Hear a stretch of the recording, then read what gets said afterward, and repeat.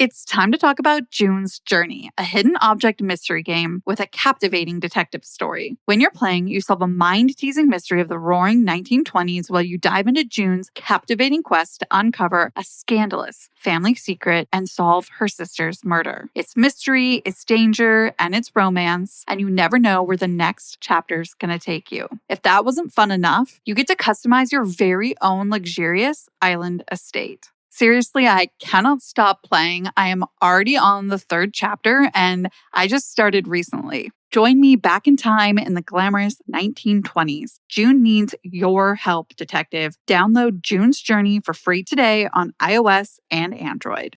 Allergy season is just around the corner, and Brio, the innovative air purifier, can help. Brio quickly removes common allergens, including pollen and pet dander, and deep cleans without filter clogging, so it's more effective than HEPA. Brio's long-life filters save you money, too.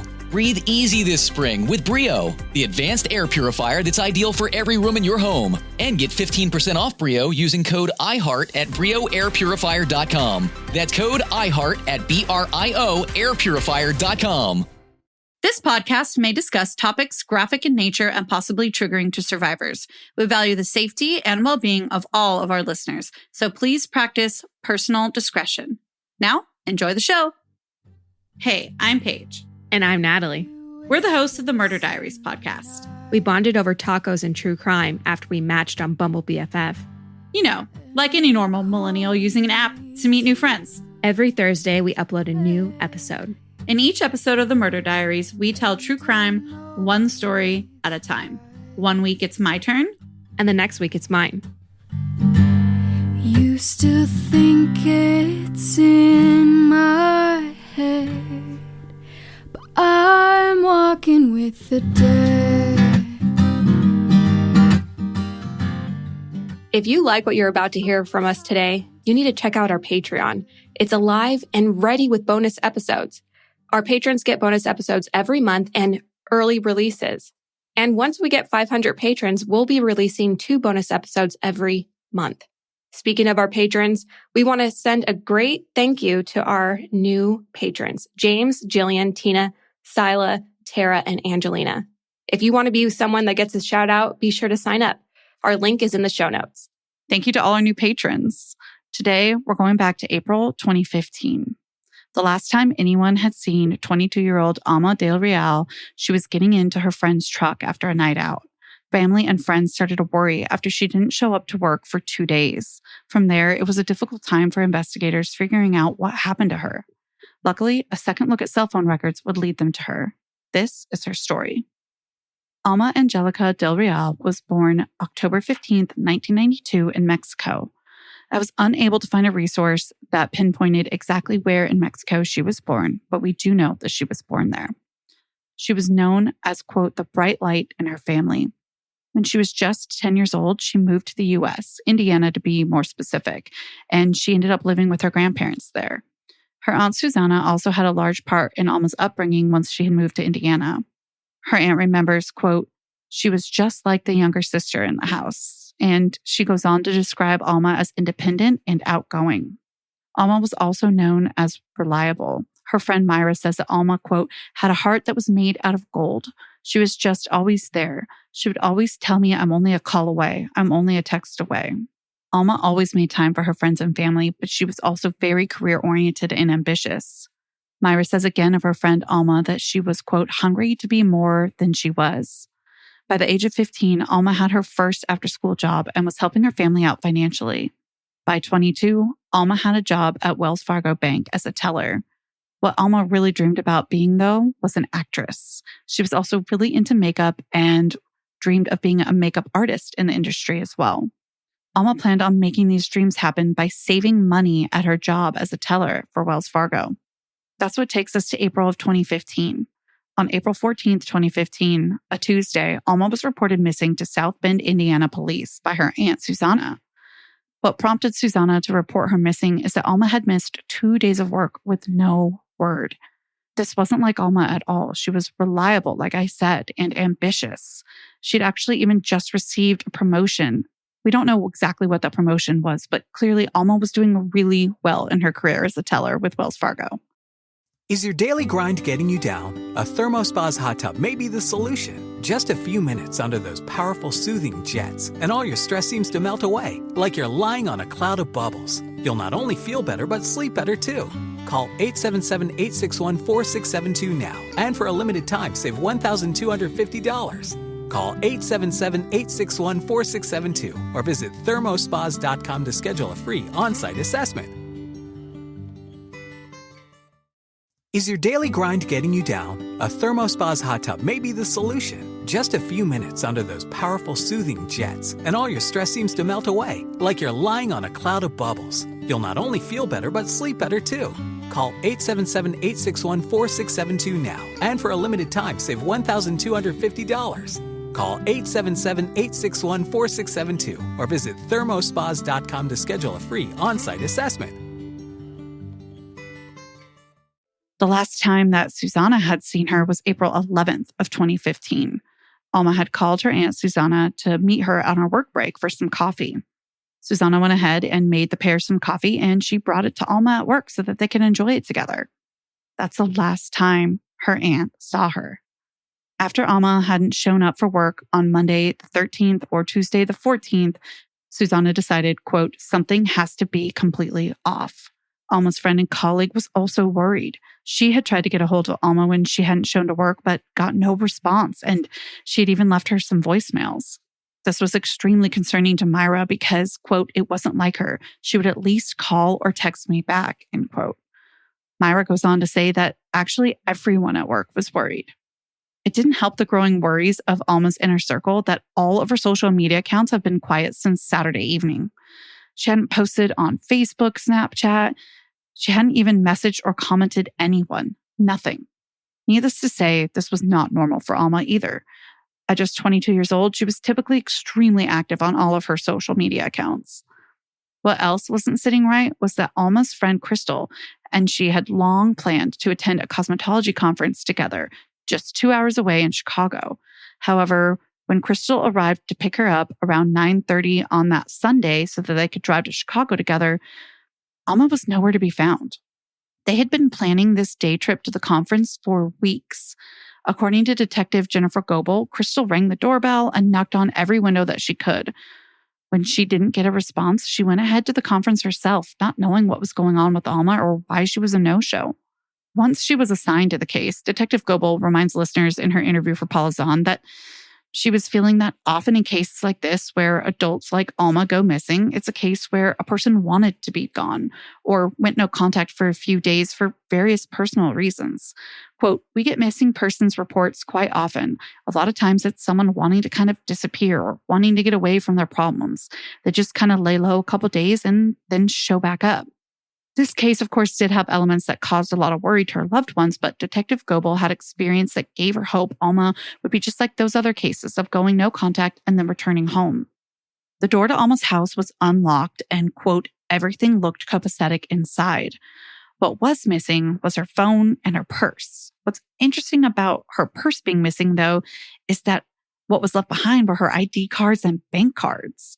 Detective Goebel says, quote, it was very, very confusing to figure out where the foul play was, if there was any at the time. So investigators started by working backwards. They determined that the last time Alma was seen alive was earlier Sunday, April 12th in the early morning hours. She had been enjoying a night out the night of Saturday into Sunday. They went to a bar called Brothers, which is a popular bar and grill chain. This particular location was actually right near the University of Notre Dame, right there in South Bend, where Alma was from. After a while, the group headed 3 miles down the road to Studio Rumba 305. Studio Rumba was a bar and Latin dance club. On Friday and Saturday nights, they play a Latin dance mix from 9 p.m. to 3 a.m. This includes cumbia, bachata, reggaeton, salsa, merengue, and other regional Mexicana music. That's exactly what Alma and her friends did that night. They danced the night away and had a type of fun that only those in the early 20s know how to have, and the type of fun that lives forever in your memories once you're older. Once the night had ended, Alma's friend Alberto dropped her off. This was around 3:15 in the morning. So the theory of law enforcement began that Alberto was the last person to see Alma alive. Just 6 hours after Alberto dropped her off is when Crystal would arrive to pick her up for the conference with no response. Because he was the last person to see Alma alive, Detective Goebel reflected on Alberto's story. Alberto said that when he dropped off Alma, she declined his offer that he gave her to walk her all the way to the door. After that, he drove away and he never saw her physically enter her home. He says that he drove straight home and went to bed. On that ride home, though, Alberto says that Alma tried to FaceTime him about 5 minutes after he'd left. He claims that he ignored this FaceTime because he was tired and he thought maybe she was just going to try and convince him to come back, pick her up, and that they could go get something to eat or something like that. And he was tired and he wanted no part of that. Just straight home and to bed. Investigators looked into his story, though, right? They had to confirm that he was telling the truth. Yes. And guess what? For the most part, Alberto's story checked out. His phone records initially mirrored what he had told investigators. More specifically, his phone pinged right by his house, inferring that he did go home that night, like he said. Detective Goebel says, quote, there was no hink in his story, end quote. With his story checking out, obviously investigators question if maybe at the moment she FaceTimed him, she was in some sort of trouble. This brought up two disconcerting possibilities for law enforcement as to what could have happened. Was there someone that could have attacked her as she was entering the home? Did someone lay in wait and attack her inside the home after she got in? Alma was a true beauty, and witnesses from that night recall her having fun on the dance floor at Studio Roomba, with a lot of admiring spectators wanting to get to know her. After speaking with the owners and other patrons from that night, no one in particular was ever zeroed in on that was said to have had any malintent for Alma or threatened her in any way at Brothers or Roomba. What about her credit cards? Did they show that she spent money anywhere else that night, or maybe someone else was using them when she went missing? I know that she had bank cards left behind, but you never know. All of Alma's bank cards were for sure looked into, and none of them had been used since 2 days before she'd gone missing. After that, that's when investigators decided to turn to her social media accounts. They took a serious look at all of her chats and interactions. Detective Goebel secured search warrants for every account that she could. Quote, I can't tell you the number of search warrants that I wrote for Snapchat, Facebook, Kik, WhatsApp, end quote. She goes on to say, quote, we ended up not finding anything. It really sounds like law enforcement hit dead end after dead end. In every direction. That's exactly why they started looking at this case from the lens of a random act of foul play. Of course, this conclusion devastated her family, whose hearts were breaking more and more with every day Alma was still missing. Their broken hearts didn't stop them from mobilizing, though. Alma's family and friends built a campaign to bring awareness to her missing status. They were backed with a $5,000 reward for info leading to Alma being found. There were marches and organized searches and a lot of media coverage. This led to what Paula Zahn calls the first important lead of the investigation. It ended up being a red herring, though. Someone called in saying that they'd overheard a group of men in a local Kmart talking about Alma being abducted. The men were discussing that Alma had been abducted and sold into a trafficking ring in Ohio. The caller even claimed that they had seen Alma with their own eyes. Even though it ended up being a red herring, it's important to Alma's case because it brought in the FBI. It made Alma's case a trafficking case, not only a missing persons case. Again, though, this tip didn't lead them to Alma, and investigators were back at the beginning. Detective Goebel says she'd, quote, lie awake in bed at night just trying to think, what am I missing here? I had nothing. No physical evidence, not even circumstantial evidence. I had exhausted every single possible lead I had and spoke to every single possible person that had some sort of relationship with Alma. Everything was just hitting a dead end, end quote.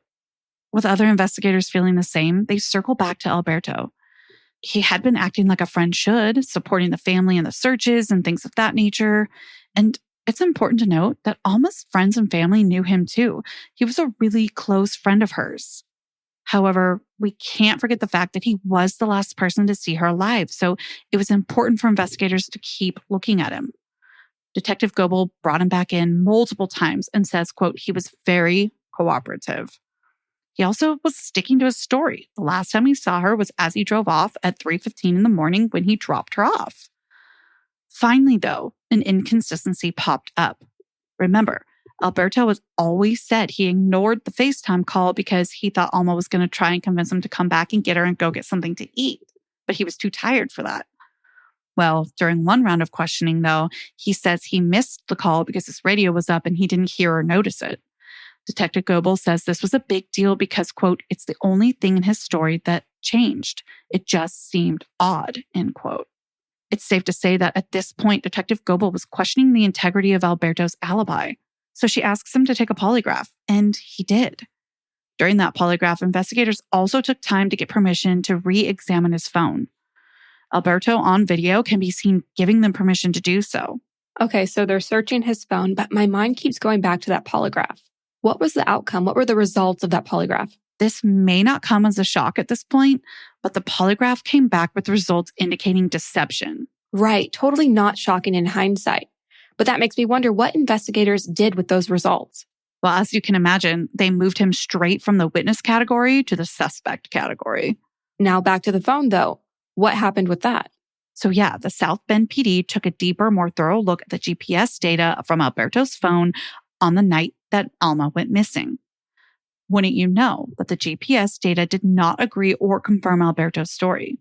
Instead, it showed that Alberto was at Alma's house until 5:35 in the morning, more than 2 hours after his story has him leaving, which again was 3:15 a.m. Okay, that's definitely off, but does it mean he did anything? That's totally a fair question. What got investigators questioning Alberto's innocence even more, though, was the fact that his GPS data then shows him going for quite a drive, about 40 miles to be exact, out into the rural countryside of Culver, Indiana.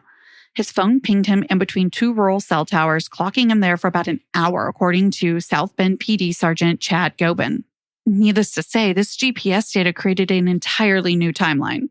A new timeline and more suspicion. It was basically game over for Alberto. He was the prime suspect now.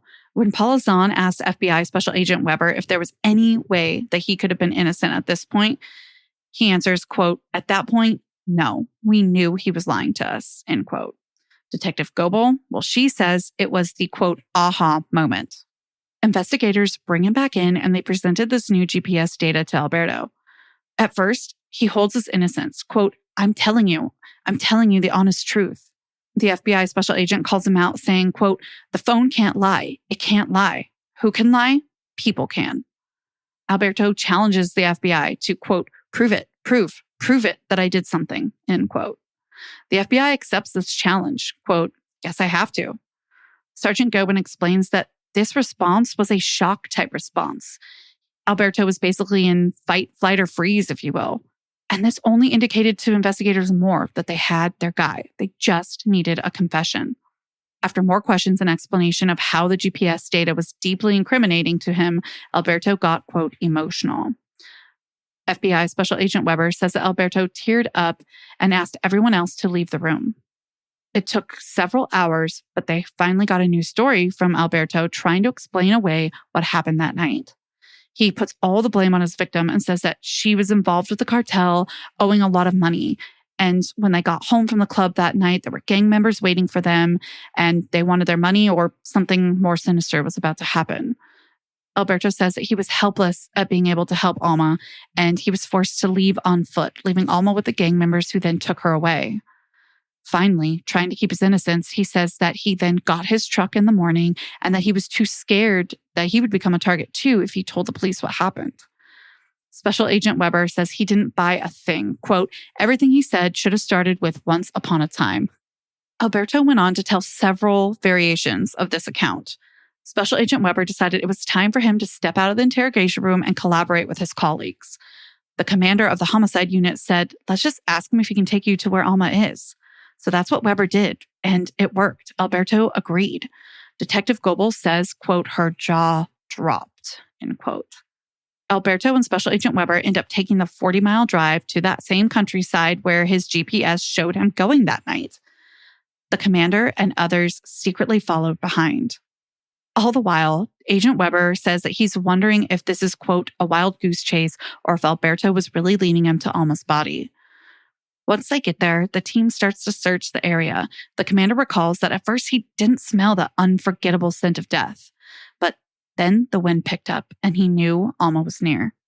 There, just 20 or 30 yards from the commander, was Alma's body face down in a marshy terrain.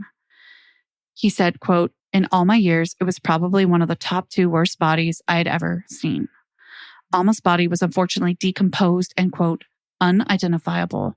Detective Goebel says, quote, it was hard to look at. Rest assured, they're not saying these statements to be crass or morbid, but because of how horrifically this beautiful 22-year-old had been treated, left to the elements like nothing. As her Aunt Susanna puts it, quote, she had been thrown away like a piece of trash, end quote. The crime scene was quickly sealed off, and Alberto was there, left crying in the car like anyone should care.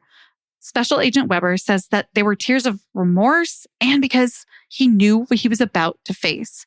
Alberto Cruz was then arrested and charged with Alma's murder. Alma's aunt reminds us that she never suspected him because she, quote, actually met with him and he basically looked at me in the eye and said, we're going to find Alma. I promise that we're going to find Alma. Alberto ended up pleading not guilty. During the trial, his story changed yet again. Basically, the defense was claiming that after consensual intercourse, a fight ensued, that Alma ended up hitting her head and Alberto panicked after he realized that she was most likely deceased. Detective Sergeant Brian Cook says that, quote, that story made absolutely no sense to me, end quote. Honestly, it doesn't make any sense to me either. Same here. I don't remember you mentioning any injuries to Alma's head. That's because there weren't. Here's the theory that evidence backs up, as well as prosecutor Chris Frank. Alberto drops Alma off and sexually assaulted her at her house. Then he murdered her to keep her quiet. Prosecutor Frank goes on to say that it was most likely a case of, quote, if I can't have her, nobody can have her. The investigators echo this, saying that they believe that he had an obsession with Alma that had been growing in an unhealthy way for a while. Special Agent Weber says, quote, he was infatuated with her, end quote, going on to say that, quote, she never paid any attention to him, end quote. Basically, Alberto wanted Alma and she didn't want him. After less than 90 minutes of deliberations, the jury found Alberto Cruz guilty on May 19th, 2016. He was then sentenced to 60 years in prison. Alma's aunt reminds us about what it's been like since Alma's murder. Quote, that pain, even though it has been so many years already, is a pain that is going to never be forgotten. And that's where we'll leave this episode. Until our next episode, you know where to find us. At The Murder Diaries Pod on TikTok and Instagram, at themurderdiariespodcast.com, and you can leave us case suggestions at themurderdiariespodrequest@gmail.com. And if you haven't already, go ahead and give us 5 stars. It helps us keep the good content flowing. And until then, stay safe. Bye. Is your daily grind getting you down? A ThermoSpa's hot tub may be the solution. Just a few minutes under those powerful soothing jets, and all your stress seems to melt away, like you're lying on a cloud of bubbles. You'll not only feel better, but sleep better too. Call 877-861-4672 now, and for a limited time, save $1,250. Call 877-861-4672 or visit thermospas.com to schedule a free on-site assessment. Seeking the truth never gets old. Introducing June's Journey, the free-to-play mobile game that will immerse you in a thrilling murder mystery. Join June Parker as she uncovers hidden objects and clues to solve her sister's death in a beautifully illustrated world set in the Roaring '20s. With new chapters added every week, the excitement never ends. Download June's Journey now on your Android or iOS device or play on PC through Facebook Games.